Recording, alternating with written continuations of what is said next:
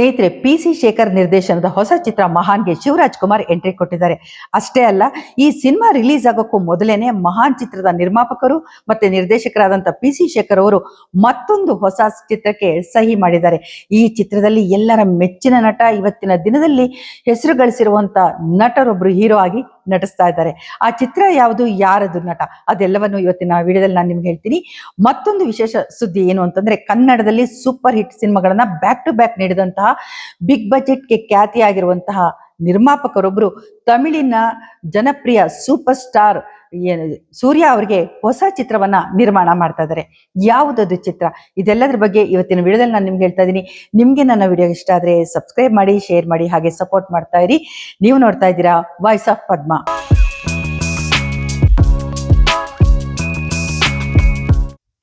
ನಮಸ್ಕಾರ, ನಾನು ಪದ್ಮ, ಶಿವಮೊಗ್ಗ. ಸ್ನೇಹಿತರೆ, ಪಿ.ಸಿ. ಶೇಖರ್ ನಿರ್ದೇಶನದ ಹೊಸ ಚಿತ್ರ ಮಹಾನ್.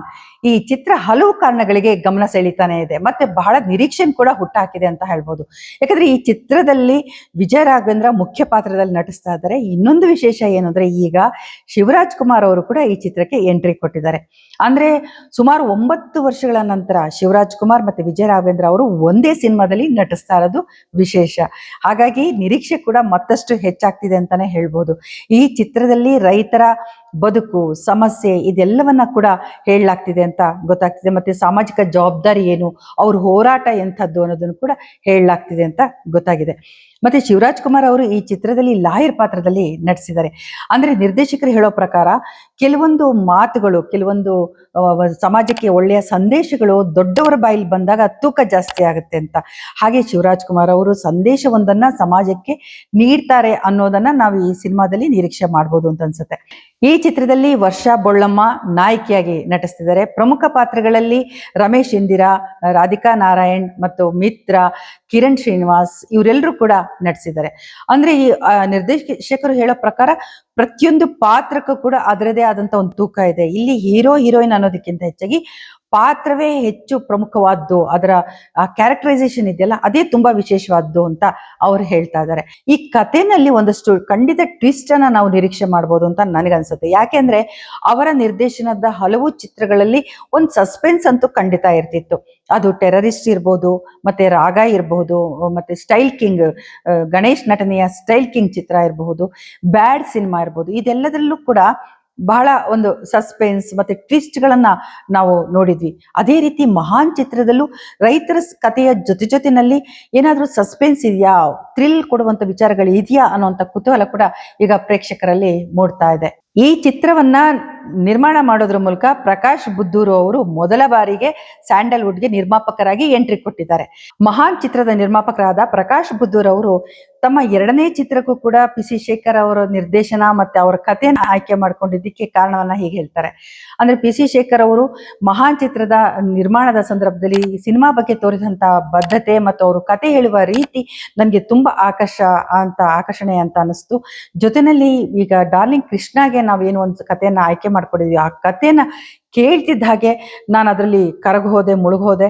ಯಾಕಂದ್ರೆ ಈ ಕತೆ ಅಪರೂಪದ ಕತೆ ಅಂತ ಹೇಳ್ಬೋದು. ಅದರಲ್ಲಿ ಪ್ರೀತಿ ಇದೆ, ಹಾಸ್ಯ ಇದೆ, ಮತ್ತೆ ಸಾಂಸಾರಿಕ ಕತೆ ಇದೆ, ಭಾವನಾತ್ಮಕ ಸಂಬಂಧಗಳ ಬಗ್ಗೆ ಹೇಳ್ತಾ ಹೋಗ್ತಾರೆ. ಹೀಗಾಗಿ ಈ ಕತೆ ನನಗೆ ತುಂಬಾ ಇಷ್ಟ ಆಯ್ತು.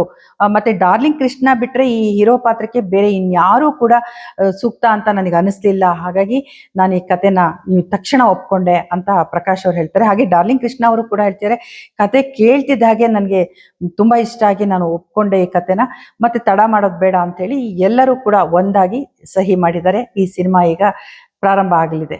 ಹೊಸ ಚಿತ್ರಕ್ಕೆ ಮೊದಲ ಹೆಜ್ಜೆ ಇವತ್ತು ದೇವಸ್ಥಾನದಲ್ಲಿ ಅವರು ಸಹಿ ಹಾಕೋದ್ರ ಮೂಲಕ ಪ್ರಾರಂಭ ಆಯಿತು. ಮಹಾನ್ ಚಿತ್ರದ ತಯಾರಿ ಒಂದ್ ಕಡೆ ನಡೀತಾ ಇದೆ, ಇನ್ನೊಂದ್ ಕಡೆ ಹೊಸ ಚಿತ್ರಕ್ಕೂ ಕೂಡ ಆಗ್ಲೇ ಅವರು ಕೈ ಹಾಕಿದ್ದಾರೆ. ಇದು ವಿಶೇಷ ಅಂತಾನೆ ಹೇಳ್ಬೇಕು. ಈಗ ಈ ಚಿತ್ರದಲ್ಲಿ ನಟಿಸಿರುವಂತಹ ಹೀರೋ ಈಗಾಗಲೇ ಪಿ.ಸಿ. ಶೇಖರ್ ಅವರ ನಿರ್ದೇಶನದ ಮತ್ತೊಂದು ಚಿತ್ರದಲ್ಲಿ ಈಗಾಗಲೇ ನಟಿಸಿದ್ದಾರೆ. ಆ ನಟ ಮತ್ಯಾರೋ ಅಲ್ಲ, ಡಾರ್ಲಿಂಗ್ ಕೃಷ್ಣ. ನಿಮಗೆ ಗೊತ್ತಿರ್ಬೋದು, ಲವ್ ಮಾಕ್ಟೇಲ್ ಸಿನಿಮಾದ ಮೂಲಕ ಅವರು ಹೇಗೆ ಜನರೆಲ್ಲರ ಮೆಚ್ಚಿನ ನಟ ಆಗಿ ಗುರುತಿಸ್ಕೊಂಡಿದ್ದಾರೆ ಅಂತೇಳಿ. 2020ರಲ್ಲಿ ಲವ್ ಮಾಕ್ಟೇಲ್ ಸಿನಿಮಾವನ್ನ ನಿರ್ದೇಶನ ಮಾಡಿದ ತಕ್ಷಣನೇ ಅವರ ದಿಕ್ಕೆ ಬದಲಾಯಿತು, ಅವರ ಲಕ್ಕೆ ಬದಲಾಯಿತು ಅಂತಾನೆ ಹೇಳ್ಬೋದು. ಆ ಚಿತ್ರದ ನಿರ್ದೇಶನ ಕೂಡ ಡಾರ್ಲಿಂಗ್ ಕೃಷ್ಣ ಅವ್ರದೇ ಆಗಿತ್ತು. ಅದಾದ ನಂತರ ಲವ್ ಮಾಕ್ಟೇಲ್ 2 ಬಂತು, ಲವ್ ಮಾಕ್ಟೇಲ್ 3 ಬಂತು. 2 ವರ್ಷದಲ್ಲಿ ಮಾಡಿದಂತ ಸಿನಿಮಾಗಳು 3 ಸೀಕ್ವೆಲ್ಗಳು ಸೂಪರ್ ಹಿಟ್ ಆಯ್ತು. ಜನರೆಲ್ರಿಗೂ ಕೂಡ ತುಂಬಾ ಇಷ್ಟ ಆಯ್ತು. ಹಾಗಾಗಿ ಕೃಷ್ಣ ಅವ್ರಿಗೆ ಈಗ ಒಂದು ಬಹಳ ಬೇಡಿಕೆ ಇದೆ ಅಂತಾನೆ ಹೇಳ್ಬೋದು. ಲವ್ ಮ್ಯಾಕ್ಟೆಲ್ ಸಿನಿಮಾ ಯಶಸ್ವಿ ಆಗ್ತಿದ್ದ ಹಾಗೇನೆ ಡಾರ್ಲಿಂಗ್ ಕೃಷ್ಣ ಸಾಲು ಸಾಲಾಗಿ ಹೊಸ ಸಿನಿಮಾಗಳಲ್ಲಿ ನಟಿಸೋದಕ್ಕೆ ಶುರು ಮಾಡಿದ್ರು. ಅದರಲ್ಲಿ ದಿಲ್ ಪಸಂದ್ ಇರ್ಬೋದು, ಲಕ್ಕಿ ಮ್ಯಾನ್, ಮತ್ತೆ ಶುಗರ್ ಫ್ಯಾಕ್ಟ್ರಿ, ಬ್ರ್ಯಾಟ್, ಹೀಗೆ ತುಂಬಾ ಸಿನಿಮಾಗಳಲ್ಲಿ ಅವ್ರು ನಟಿಸ್ತಾರೆ. ಜೊತೆನಲ್ಲಿ ಮಧ್ಯದಲ್ಲಿ ಒಂದು ಸಿನಿಮಾ ಅವ್ರು ನಟಿಸಿದ್ದು ಪಿ ಸಿ ಶೇಖರ್ ನಿರ್ದೇಶನದ ಲವ್ ಬರ್ಡ್ಸ್ ಸಿನಿಮಾದಲ್ಲಿ. ಈ ಲವ್ ಬರ್ಡ್ಸ್ ಸಿನಿಮಾದಲ್ಲಿ ಅವರು ಹೀರೋ ಆಗಿ ನಟಿಸ್ತಾರೆ. ಮತ್ತೆ ಈ ಚಿತ್ರದ ಮತ್ತೊಂದು ವಿಶೇಷ ಏನು ಅಂತಂದ್ರೆ, ಮದುವೆಗೂ ಮೊದಲೇ ಮಿಲನ ನಾಗರಾಜ್ ಅವರಿಗೆ ನಾಯಕಿಯಾಗಿ ಕಾಣಿಸ್ಕೊಳ್ತಾರೆ. ಇವರಿಬ್ರು ಜೋಡಿಯ ಆ ಸಿನಿಮಾ ಇವತ್ತು ಯೂಟ್ಯೂಬ್ ನಲ್ಲಿ ಲಕ್ಷಾಂತರ ವ್ಯೂಸ್ ಅನ್ನ ಪಡ್ಕೊಳ್ತಾ ಇದೆ, ಎಲ್ಲರ ಬೆಚ್ಚುಗೆನ ಪಡ್ಕೊಳ್ತಾ ಇದೆ. ಒಂದು ಕೌಟುಂಬಿಕ ಕತೆ ಇರುವಂತಹ ಮತ್ತೆ ಗಂಡ ಹೆಂಡತಿಯ ಒಂದು ಸಂಬಂಧದ ಬಗ್ಗೆ ಇರುವಂತಹ ಒಂದು ಸಿನಿಮಾ. ಅದು ಬಹಳ ಅದ್ಭುತವಾಗಿ ತುಂಬಾ ಚೆನ್ನಾಗಿ ಮೂಡ್ ಬಂದಿತ್ತು. ಅದಕ್ಕೆ ಉತ್ತಮವಾದಂತ ರೆಸ್ಪಾನ್ಸ್ ಕೂಡ ಸಿಕ್ಕಿತ್ತು. ಈಗ ಮತ್ತೆ ಪಿ ಸಿ ಶೇಖರ್ ನಿರ್ದೇಶನದ ಹೊಸ ಚಿತ್ರದಲ್ಲಿ ಅವರು ನಾಯಕರಾಗಿ ನಟಿಸೋದಕ್ಕೆ ಮುಂದಾಗಿದ್ದಾರೆ. ಈ ಸಿನಿಮಾನ ಒಪ್ಕೊಳ್ಳೋಕೆ ಮುಂಚೆ ಕೃಷ್ಣ ಅವರು ಸುಮಾರು 200 ಕತೆಗಳನ್ನ ಕೇಳಿದ್ರು ಅಂತ ಹೇಳಲಾಗ್ತಿದೆ. ಅಷ್ಟು ಕತೆಗಳನ್ನ ಕೇಳಿದ್ರು ಅವ್ರಿಗೆ ಯಾವುದೂ ಕೂಡ ಇಷ್ಟ ಆಗಿರ್ಲಿಲ್ಲ. ಆದ್ರೆ ಈ ಹೊಸ ಚಿತ್ರ ಪಿ ಸಿ ಶೇಖರ್ ಅವರು ಕತೆ ಹೇಳ್ತಿದ್ದಾಗೇನೆ ಅವ್ರಿಗೆ ತುಂಬಾ ಇಷ್ಟ ಆಯ್ತು, ಬಹಳ ಡಿಫ್ರೆಂಟ್ ಆಗಿದೆ ಅನ್ನಿಸ್ತು. ತಕ್ಷಣ ಅವರು ಅದನ್ನ ಒಪ್ಕೊಂಡಿದ್ದಾರೆ ಅಂತ ಗೊತ್ತಾಗಿದೆ. ಈ ಸಿನಿಮಾದಲ್ಲಿ ಈಗ ಅವರ ಪಾತ್ರ ಹೇಗಿರುತ್ತೆ, ಕತೆ ಏನು ಅನ್ನೋದನ್ನ ಮುಂದಿನ ದಿನಗಳಲ್ಲಿ ನಾನು ನಿಮ್ಗೆ ನನ್ನ ವಿಡಿಯೋದಲ್ಲಿ ತಿಳಿಸ್ತೀನಿ ಸ್ನೇಹಿತರೆ. ಪಿ ಸಿ ಶೇಖರ್ ಅವರು ಲವ್ ಬರ್ಡ್ ಸಿನಿಮಾದ ನಂತರ ಬ್ಯಾಡ್ ಸಿನಿಮಾ ಕೂಡ ನಿರ್ದೇಶನ ಮಾಡಿದ್ರು. ಅದು ಸಸ್ಪೆನ್ಸ್ ಥ್ರಿಲ್ಲರ್ ಕತೆ ಆಗಿತ್ತು. ಈಗ ಮಹಾನ್ ರೈತರ ಸಮಸ್ಯೆನ ಇಟ್ಕೊಂಡು ಸಿನಿಮಾ ಮಾಡಿದ್ದಾರೆ. ಮುಂದೆ ಅವರು ಕೃಷ್ಣ ಜೊತೆ ಮಾಡ್ತಿರುವಂತ ಹೊಸ ಚಿತ್ರ ಯಾವ ರೀತಿಯ ಕತೆ ಇರುತ್ತೆ ಅನ್ನೋ ಕುತೂಹಲ ಎಲ್ಲರಲ್ಲಿದೆ. ಪಿ ಸಿ ಶೇಖರ್ ಅವರು ಗಣೇಶ್ ಅವರು ಹೀರೋ ಆಗಿ ನಟಿಸಿದಂತ ರೋಮಿಯೋ ಚಿತ್ರವನ್ನ ನಿರ್ದೇಶನ ಮಾಡಿದ್ಮೇಲೆ ಹೆಚ್ಚಿನ ಜನಪ್ರಿಯತೆನ ಗಳಿಸಿದ್ರು ಅಂತ ಹೇಳ್ಬೋದು. ಅದಾದ ನಂತರ ಗಣೇಶ್ ಹೀರೋ ಆಗಿ ನಟಿಸಿದಂತ ಇನ್ನೊಂದು ಸ್ಟೈಲ್ ಕಿಂಗ್ ಸಿನಿಮಾವನ್ನ ಕೂಡ ಅವರು ನಿರ್ದೇಶನ ಮಾಡ್ತಾರೆ. ಅದರಲ್ಲಿ ಗಣೇಶ್ ದ್ವಿಪಾತ್ರದಲ್ಲಿ ನಟಿಸ್ತಾರೆ. ವಿಭಿನ್ನವಾದಂತ ಪಾತ್ರ ಅವ್ರಿಗೆ ಸಿಕ್ಕಿರುತ್ತೆ ಆ ಸಿನಿಮಾದಲ್ಲಿ. ಹಾಗೇನೆ ಅವರು ಪ್ರಜ್ವಲ್ ದೇವರಾಜ್ಗೆ ಅರ್ಜುನ ಅನ್ನುವಂತ ಸಿನಿಮಾವನ್ನ ನಿರ್ದೇಶನ ಮಾಡ್ತಾರೆ. ರಾಗಿಣಿ ದ್ವಿವೇದಿ ನಟನೆಯ ಟೆರರಿಸ್ಟ್ ಅನ್ನುವಂತ ಮಹಿಳಾ ಪ್ರಧಾನ ಚಿತ್ರ ಅಂತ ಹೇಳ್ಬೋದು, ಸಸ್ಪೆನ್ಸ್ ಥ್ರಿಲ್ಲರ್ ಚಿತ್ರ, ಅದನ್ನು ಕೂಡ ಅವರು ನಿರ್ದೇಶನ ಮಾಡಿದ್ದಾರೆ. ರಾಗ ಅನ್ನುವಂತ ಸಿನಿಮಾದಲ್ಲಿ ನಾಯಕ ನಾಯಕಿ ಇಬ್ರಿಗೂ ಕೂಡ ದೃಷ್ಟಿ ಮಾಂದ್ಯತೆ ಇರುತ್ತೆ. ಇಂತಹ ಒಂದು ಕಥೆಯನ್ನ ಇಟ್ಕೊಂಡು ಅವರು ವಿಭಿನ್ನವಾದಂತಹ ಸಿನಿಮಾನ ಮಾಡಿದ್ದಾರೆ. ಹೀಗೆ ಒಂದು ಸಿನಿಮಾದಿಂದ ಇನ್ನೊಂದು ಸಿನಿಮಾಗೆ ಹೊಸ ರೀತಿಯ ಕಥೆಗಳನ್ನು ಹುಡುಕುವಂತ ನಿರ್ದೇಶಕರಾದ ಪಿ ಸಿ ಶೇಖರ್ ಅವರು ಈಗ ಮಹಾನ್ ಸಿನಿಮಾದಲ್ಲಿ ಯಾವ ತರ ಕಥೆನ ಹೇಳ್ತಾ ಇದ್ದಾರೆ, ಮತ್ತೆ ಅದಾದ ನಂತರ ಹೊಸ ಚಿತ್ರದಲ್ಲಿ ಎಂಥ ಕಥೆನ ಹೇಳ್ತಾರೆ ಅನ್ನೋ ಕುತೂಹಲ ಎಲ್ಲರಿಗೂ ಇದೆ.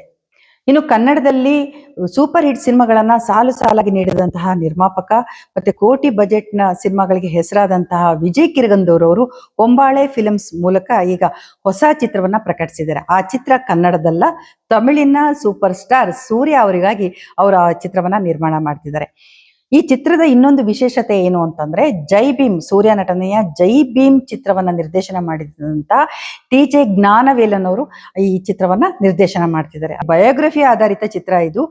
ಚೆನ್ನೈನಲ್ಲಿ ₹5 ಡಾಕ್ಟರ್ ಅಂತಾನೆ ಖ್ಯಾತಿ ಮಾಡಿದಂತಹ ಡಾಕ್ಟರ್ ಎನ್ ಜಯಚಂದ್ರನ್ ಅವರ ಜೀವನಾಧಾರಿತ ಕತೆ ಇದು. ಹಾಗಾಗಿನೇ ಈ ಚಿತ್ರ ಬಹಳಷ್ಟು ನಿರೀಕ್ಷೆಯನ್ನು ಹುಟ್ಟಾಕಿದೆ. ಮತ್ತೆ ಜನರೆಲ್ಲರೂ ಕೂಡ ಈ ಸಿನಿಮಾ ನೋಡೋದಕ್ಕೆ ಕಾಯ್ತಿದ್ದಾರೆ ಅಂತಾನೆ ಹೇಳ್ಬೋದು. ಚೆನ್ನೈನಲ್ಲಿ ಅಷ್ಟು ಅವರು ಫೇಮಸ್ ಆಗಿದ್ರು. 8 ವರ್ಷಗಳ ಹಿಂದೆ ಡಾಕ್ಟರ್ ಜಯಚಂದ್ರನ್ ಅವರು ನಿಧನರಾಗ್ತಾರೆ.